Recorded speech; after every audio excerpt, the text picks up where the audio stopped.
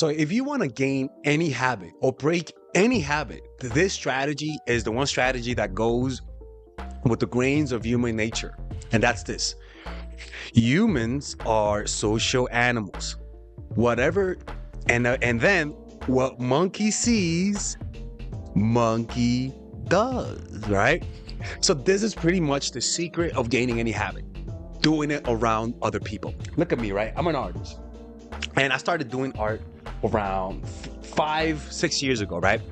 And I was a good artist, but I felt like I had a lot to grow. And I didn't know how to do that. Well, I realized one thing. When I drew with other people around me, I drew longer and concentrated longer, right? But when I did it by myself, I drew less and concentrated less. And it seems like other humans are performance enhancing drugs to each other. I may make a video about that, the ultimate performance enhancing drug, which is other people. If you want to smoke more, hang around other smokers. If you want to smoke less, hang around people who are trying to smoke less. And this has been proven across all boards. This is why dog trainers, when they're trying to train a new dog, they surround the new dog with a pack of dogs that have the habits that you want the dog to get, right? So we use it for pack animals, and we as humans are pack animals. We are social animals. So we are affected by other people more than other forms of, than other animals.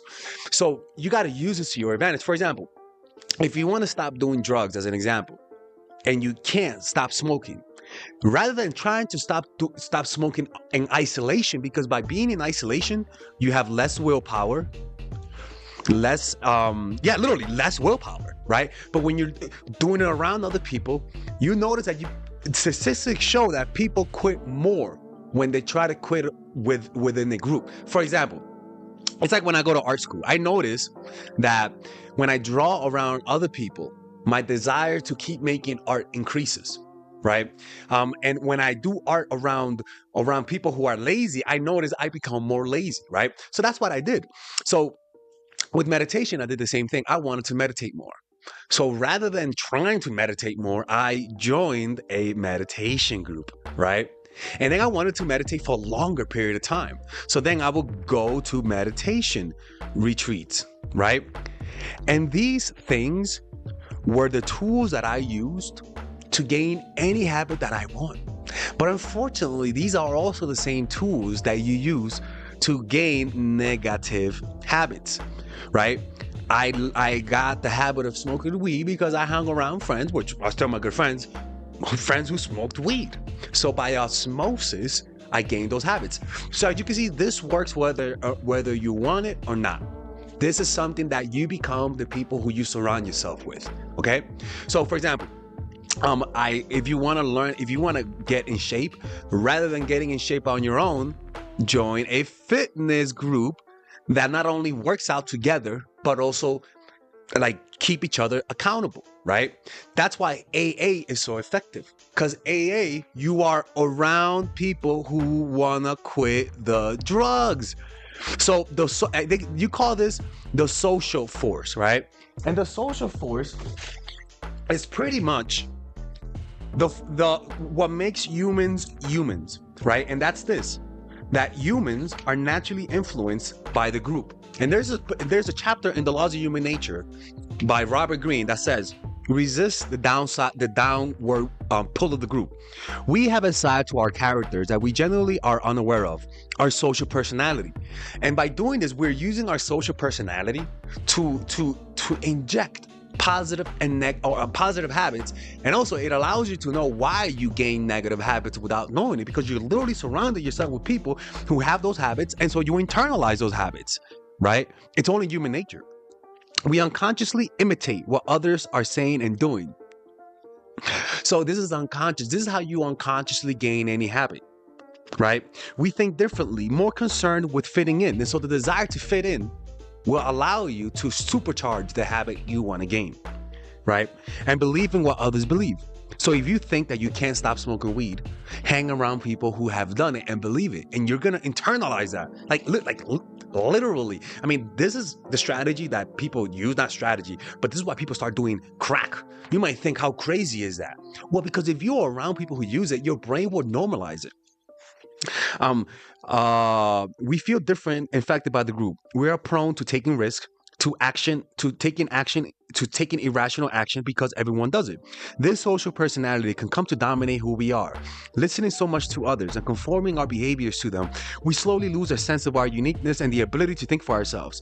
The only solution is to develop self-awareness and superior understanding of the change that occurs to us in a group. With such intelligence, we can become superior social actors, able to outwardly fit in and cooperate with others on a high level while retaining our independence and rationality. But this talks about the negative aspects of the social force. And what I'm trying to tell you is that there's a positive aspect to the social force. That's why people who go to prison become more criminals, because they're around people who are criminals. People who become Christians hang around Christians and so become more Christians as a result. Use the social force. So let's find out, what do you want to gain? Do you want to read more? Join a group where people read, right? For example, I joined a group where people wrote, right? So it was a procrastination group. So that group would just join together and for 1 hour do the things that they don't want to do. So in silence. And then after that, they will talk about it and then leave. And then next week, they will come back and say and tell each other how they did it. And what it did, it actually helped me write more. It actually gave me the habit of becoming a writer. And I would do this with other things that I do this with. I did this with meditation, where I created a meditation group in Mexico City. And the group would meditate together and it would help me meditate for a longer period of time. Same with the drawing group, right? I stopped drawing for 6 months. I couldn't find the strength to draw. So I joined a drawing. I created a drawing group, right? We would meet twice a week and we would draw together. And guess what happened? All of a sudden, I started drawing by myself. Why is that? Well, it's like developing an addiction. When you're first developing an addiction, you develop it in a social setting. Usually, most people start smoking with their friends. Then, the more you start to develop that habit, the more you start to do that thing alone. Right? It starts as a social thing, and it develops as a individual habit, right? And that's what happens with addicts, where they start to isolate the more they do the drugs, right? But initially, it begins as a social thing. So it's the same thing here. If you want to write more, join a writing group and draw with the group. If you want to be able to sculpt, if you're a sculptor, join a sculpting group. If you want to be able to take more photography, like I did, I joined a photography group. The group will supercharge you. Right? It's almost like a boost to your system. And the reason why is because you're using the social force to gain any habit. If you're a programmer, if you want to and you want to develop the habit of programming more, join a programming group. That's why people, when they work by themselves, they join a work group where people work together. I forgot what's it called. I'm talking about the WeWork bullshit, right? The reason why is because you work more when you are around other people. So deeply think about the habits you have that you want to gain and find a group that has those habits. Deeply think about the habits that you want to stop doing and find a group that promotes not doing those habits.